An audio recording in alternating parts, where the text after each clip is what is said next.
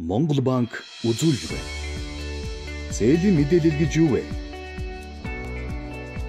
Зээлдүүлэгчийн өмнө хууль гэрээгээр хүлээсэн зээлдэгчийн зээл, төлбөрийн талаарх мэдээлэл. Зээлийн мэдээллийн сан гэж юу вэ? Монгол банк болон зээлийн мэдээллийн үйлчилгээ үзүүлэгч этгээдийн эзэмшиж байгаа зээлдэгчийн зээлийн мэдээлэл болон төлбөрийн мэдээлэл. Зээлийн мэдээллийн сангийн зорилго сайн зээлдэгчийг дэмжих хүү багтай урт хугацааны зээл авах боломж үүсгэдэг бол муу зээлдэгчийг дахин зээл авахд бэрхшээлтэй болгодог. Зээлийн мэдээллийн санд мэдээлэл нийлүүлэгч. Банк бус санхүүгийн байгууллага, хадгалан зээлийн хоршоо, санхүүгийн түрээсийн компани, төрийн байгууллагууд, өөрийн холбооны операторууд Монгол банктай зээлийн мэдээллийн сан ашиглах талаар хамтын гэрээ хийсэн хуулийн этгээдүүд. Зээлдэгчийн зээлийн мэдээллийг хэрхэн ангилдаг вэ?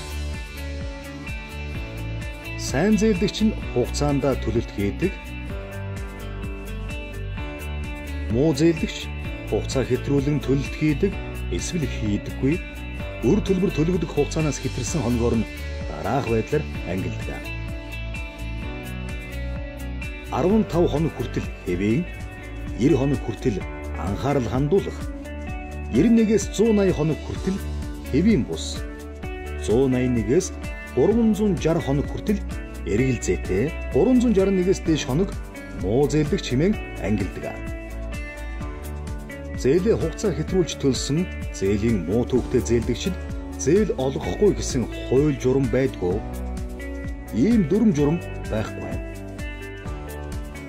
Тухайн зээл олгогч байгууллага зээлдэгчийн өмнө болон одоогийн санхүүгийн чадамж, санхүүгийн эрсдлийг тооцож зээл олгох хэсэг шийдвэрийг бие дан гаргана. Зээлийн мэдээллийн сангийн лавлгаа үн төлбөргүй. Зээлийн мэдээллийн сангийн лавлгаанд дараах зүйлс багтдаг. Регистрийн дугаар, анх олгосон зээлийн хэмжээ, зээл олгосон огноо, зээл төлөгдөх огноо, валютын нэр, зээлийн өрийн үлдэгдэл, зээлийн ангилал, хэвийн, хугацаа хэтэрсэн, хэвийн бус, эргэлзээтэй, муу, барьцаа хөрөнгийн төрөл бүлэг, дэдгүүлэг, үл хөдлөх эд хөрөнгийн бүртгэлийн дугаар, барьцаалсан гэрчлэгээний улсын бүртгэлийн дугаар, зээл олгосон банк. Зээлийн мэдээллийн сангийн лавлгааг хэрхэн авдаг вэ? Харилцдаг санхүүгийн байгууллагын төв салбарт хандаж, зээлийн мэдээллийн сангийн мэргэжилтнээс бичиг баримттайгаа очин авч болно. Монгол банк иргэн аж ахуйн нэгжийн зээлийн мэдээллийн сангийн лавлгааг гаргаж өгдөггүй. Зээлийн мэдээллийн санд нийлүүлэгдсэн мэдээлэл хэдийн хугацаанд хадгалагддаг вэ? Таны зээл бүрэн төлөгдөж дууссан бол 6 жил. Таны зээл бүрэн төлөгдөж амжаагүй эсвэл төлөгдөөгүй бол зээлийн мэдээллийн санд хадгалагддаг.